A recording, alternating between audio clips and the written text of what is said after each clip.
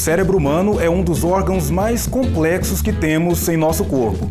Mesmo com os avanços da ciência, ainda não conseguimos ter compreensão total dos poderes de nossa mente. Por isso, nesse episódio do Se Liga na UFG, vamos debater esse assunto e mostrar algumas ações da universidade que têm a nossa mente como foco. Fique ligado, o Se Liga na UFG está apenas começando. E olha só, o Parkinson é uma doença degenerativa crônica do sistema nervoso central que afeta principalmente a coordenação motora. Por isso você vai conhecer agora um projeto da UFG que tem como objetivo disseminar informações sobre o Parkinson.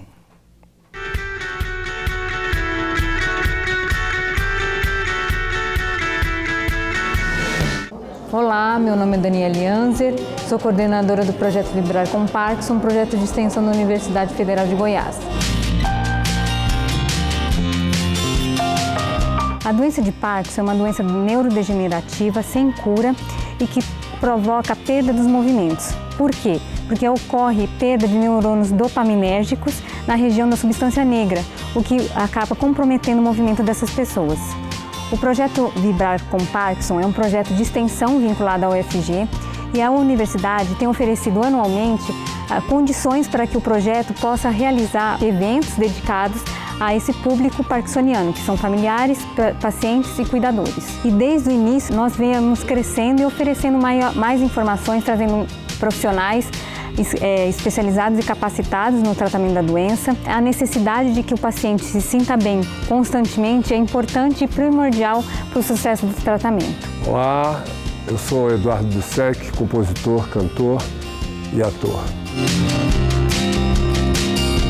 A importância de um evento desse como o Vibrar Parkinson é muito grande. Ela tem uma abrangência em diversos níveis, em diversos tópicos, como, por exemplo, a não informação das pessoas sobre Parkinson, sobre a doença de Parkinson. Eu parabenizo a Universidade Federal de Goiás por estar se empenhando num evento como esse, porque é importante que as figuras acadêmicas, as figuras da ciência brasileira possam se dedicar, ter espaço para se dedicar à cura do Parkinson, que, ao meu ver, já está a caminho.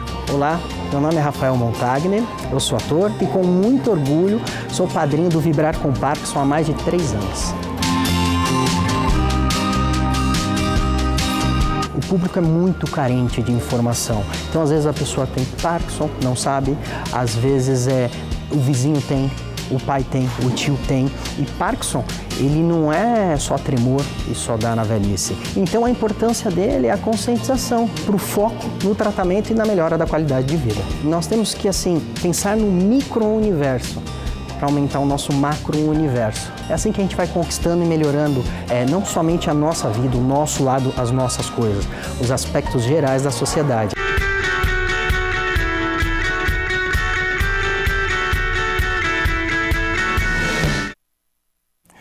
E aproveitando que estamos falando das engrenagens e sistemas da mente, recebemos em nosso estúdio o médico neurologista Delson José da Silva. Seja bem-vindo, doutor Delson. Olá, Marcelo. Muito obrigado pela sua presença. Fique à vontade, doutor. Muito obrigado. Bom, nós começamos o programa de hoje falando sobre Parkinson, mas quais são as outras doenças neurológicas que também existem, que são comuns? Bom, as doenças neurológicas, de uma forma geral, o Parkinson é uma delas, né, da doença da terceira idade, a segunda causa das doenças neurodegenerativas, ou seja, que ocorre uma perda de neurônios no cérebro. A primeira causa seria a doença de Alzheimer. E essas duas doenças revestem uma importância muito grande, uma vez que a população brasileira ela tem envelhecido cada vez mais, né, ou seja, a expectativa de vida cada vez maior, se torna um problema de saúde pública. E disso é importante saber. Tem outras doenças extremamente importantes, como as dores de cabeça, a epilepsia, que são doenças de um contexto muito importante dentro da sociedade. Sim. Doutor, e qual é a situação do Brasil hoje em relação ao tratamento dessas doenças neurológicas que o senhor falou, e essas doenças da nossa mente? Na verdade, o Brasil tem composto em todos os setores, em todos os estados do Brasil, grandes estudiosos, grandes pesquisadores em todas essas doenças, né? e, de uma forma geral, nós atingimos a expectativa. Necessita, por outro lado, de investimento do governo federal, do governo estadual e municipal, no sentido de abarcar o maior número possível de projetos que possam vir dentro da universidade. Por exemplo, nós temos lá dentro da universidade, a unidade de neurologia e neurocirurgia, vários setores especializados, né?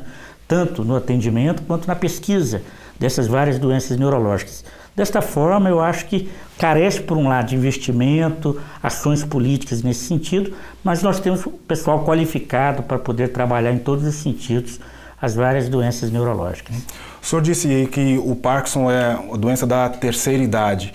Ela pode ocorrer também em pessoas mais jovens? Sim, o Parkinson nós temos 3 modalidades. Tem a forma juvenil, que ocorre antes dos 20 anos de idade, normalmente são formas genéticas, e temos o que a gente chama de Parkinson de início jovem, que é antes dos 45, 50 anos de idade.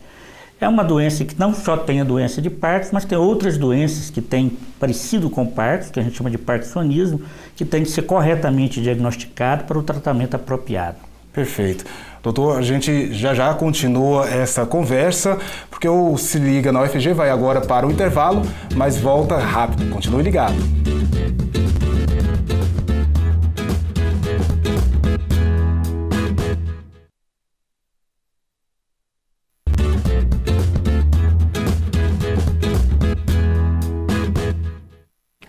Se Liga na UFG está de volta e o tema do episódio de hoje é a mente humana.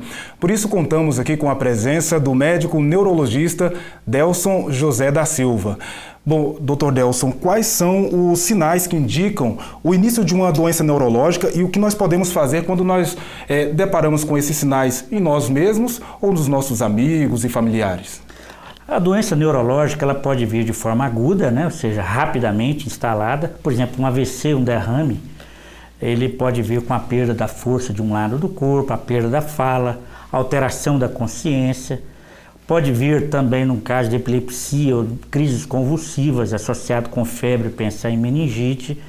Alterações da coordenação motora, como lentidão dos movimentos, incapacidade de realizar tarefas finas, etc. Tremores. Tem vários sintomas que são sintomas de alerta para a doença. O que eu acho importante é que, na medida que o indivíduo ele tem algum tipo de sintoma, que ele perceba que ele pode ser corrigido, que ele é perpetuado, que pode prejudicá-lo, ele procure um médico rapidamente. Se for um sintoma de início rápido, como eu disse, uma suspeita de um derrame, uma convulsão, ir ao pronto-socorro e ser atendido e posteriormente encaminhado para um neurologista. Se for sintomas graduais que vão ocorrendo ao longo do tempo, também procurar um cuidado especializado, que dessa forma ele pode dirimir. Porque em neurologia nós temos um aforismo muito importante. Quanto mais rápido nós intervimos, melhor os resultados. Tanto para as doenças que nós dizemos agudas, doenças graves, quanto as doenças crônicas evolutivas. Então, eu acho importante, quanto mais diagnóstico a doença, melhor o tratamento e melhores resultados nós temos e melhor prognóstico das pessoas em relação àquela doença. Perfeito. Daqui a pouco eu tenho mais uma pergunta para o senhor, porque, bom, se é para a gente falar de mente humana, é bom lembrar que a UFG ela conta também com projetos na área de educação que tem como objetivo não apenas o aprendizado, mas também o desenvolvimento do raciocínio lógico e da autonomia do ser humano. Conheça agora um projeto na área da matemática.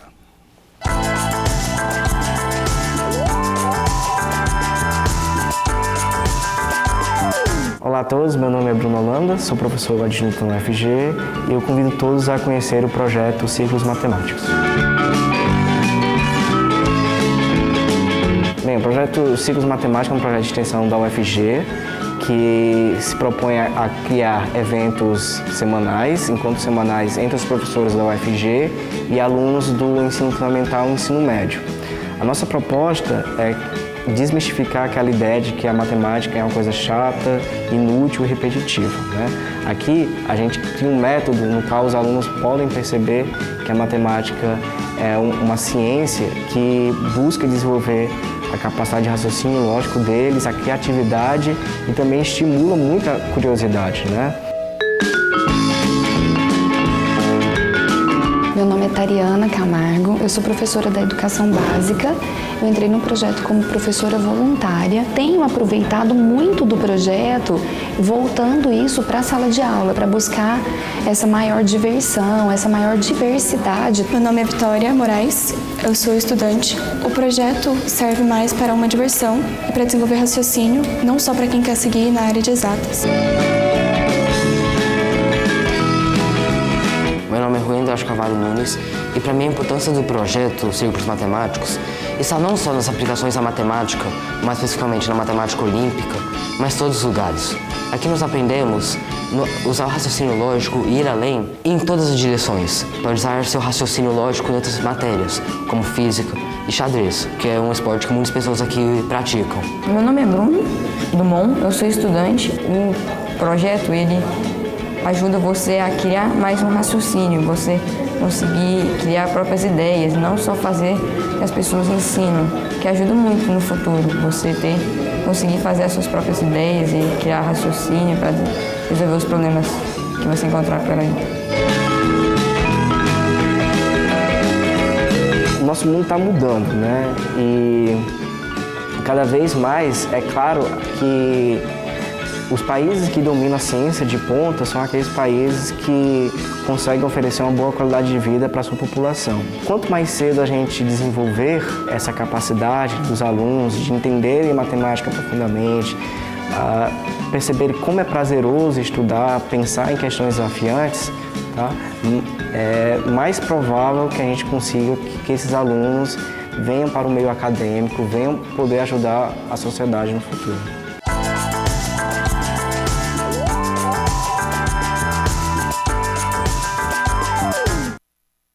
Bom, doutor, agora fala pra gente qual é a importância de a gente manter aí uma mente ativa, um corpo ativo para a nossa saúde, principalmente pensando no nosso sistema neurológico. De uma forma geral, a prevenção de todas as doenças, a neurologia também, as doenças neurológicas, obedece de uma forma geral também todos esses requisitos. Ou seja, você ter uma vida ativa mentalmente, com leitura, práticas de artesanato ou de algum tipo de atividade manual ou atividades múltiplas, você ter uma prática de exercício regular, dieta saudável é muito importante, uma dieta equilibrada de tal forma que haja um funcionamento adequado. Nós não temos nenhum tratamento, vamos dizer assim, específico de prevenção das doenças como Parkinson, Alzheimer. No entanto, os trabalhos demonstram que se você tem uma vida saudável, não é tabagista, você não é obeso, você tem uma vida não sedentária, combate a hipertensão arterial, diabetes, etc., você tem grande chance de ter uma melhor qualidade de vida e prevenir as várias doenças neurológicas, inclusive as doenças crônicas, como nós falamos no início, o Parkinson e o Alzheimer. E melhorar dessa forma a qualidade de vida das pessoas, né? Eu entendo que há necessidade de uma regularidade de atividades, tanto para cuidar do corpo, do físico e da alma. Por exemplo, a espiritualidade, hoje nós sabemos que ela tem um papel importante também no contexto do equilíbrio, né? A harmonia entre esses vários setores do indivíduo. Perfeito. Já já a gente continua essa nossa conversa, doutor, porque o Se Liga vai para outro intervalo, mas volta em instantes. Não sai daí. Oi, eu sou a Tainá, colaboradora da Assessoria de Comunicação da UFG. O Se Liga na UFG vai para um rápido intervalo, não saia daí.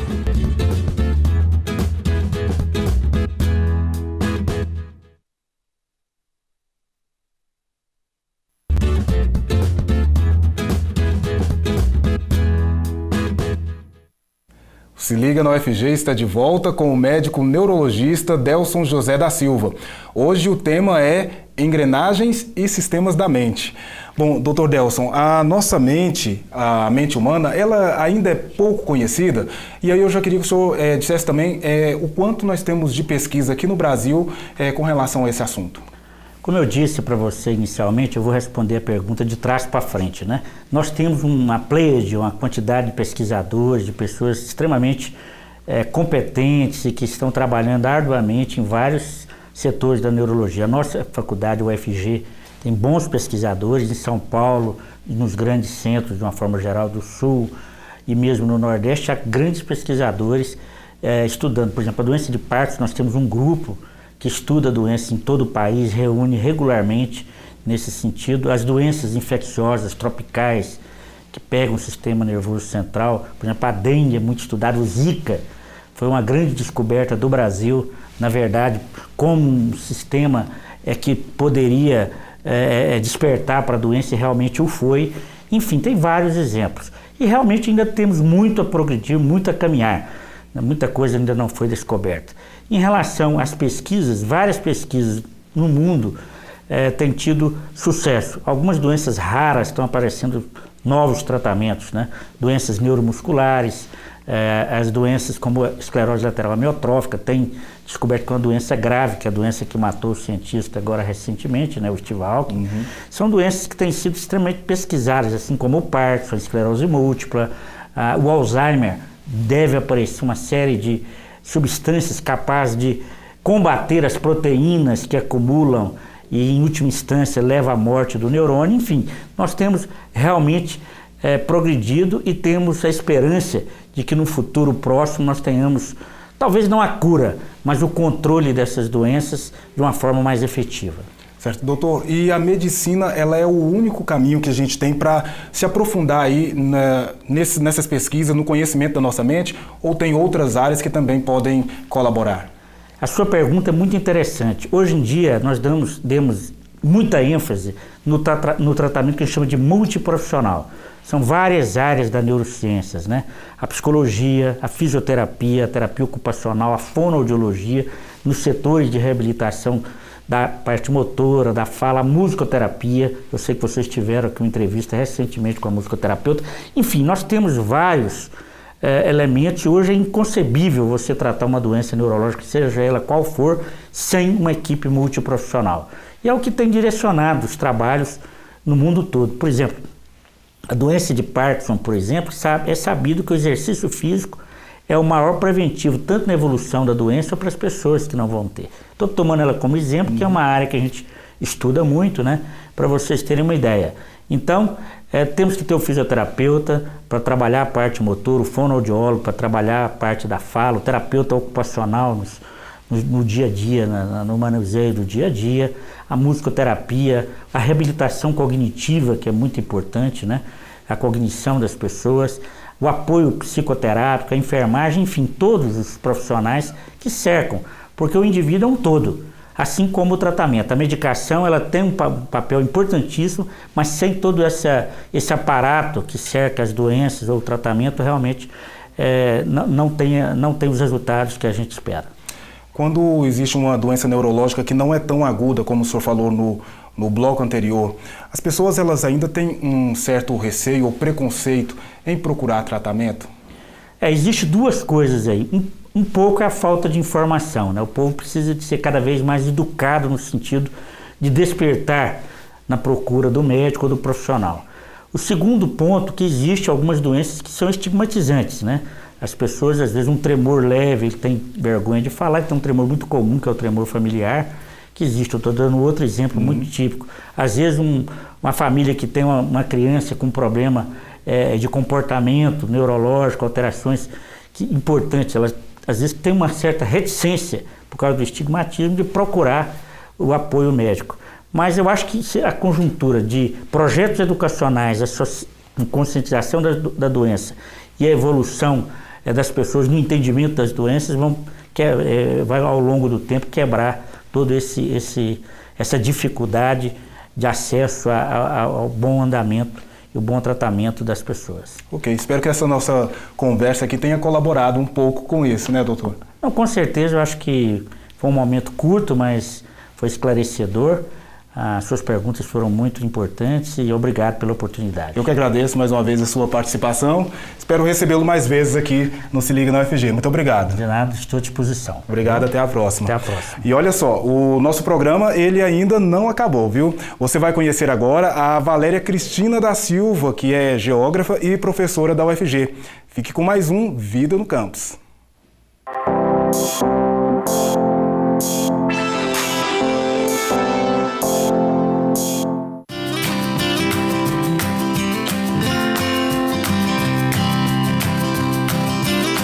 O meu meu primeiro contato com a UFG foi através de congresso, antes mesmo de trabalhar aqui em 2007. Eu entrei na faculdade em 2010, em setembro de 2010, né, vim através do concurso. Era um espaço que me era muito interessante pela pluralidade, pelas possibilidades acadêmicas.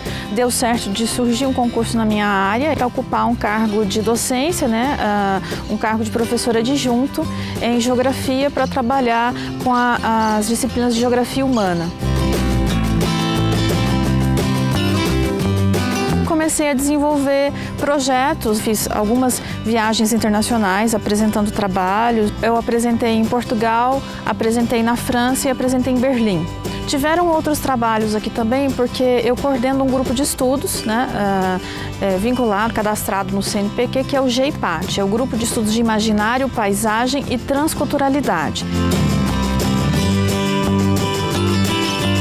Eu faço parte da rede internacional do imaginário, de estudos do imaginário, que denomina CRI2I, que tem a sua sede em Grenoble, na França, né? Mas tem vários núcleos em vários países, como na Romênia, por exemplo, em Portugal tem núcleos. Então, e aqui em Goiânia nós somos um nó dessa rede, né?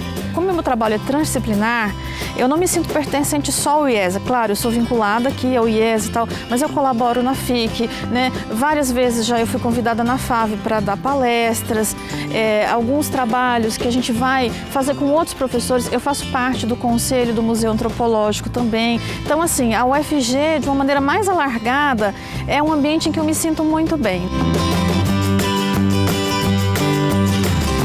Eu sou Valéria Cristina Pereira da Silva, sou professora e eu gosto muito desse espaço aqui, né? A UFG é de fato a minha casa.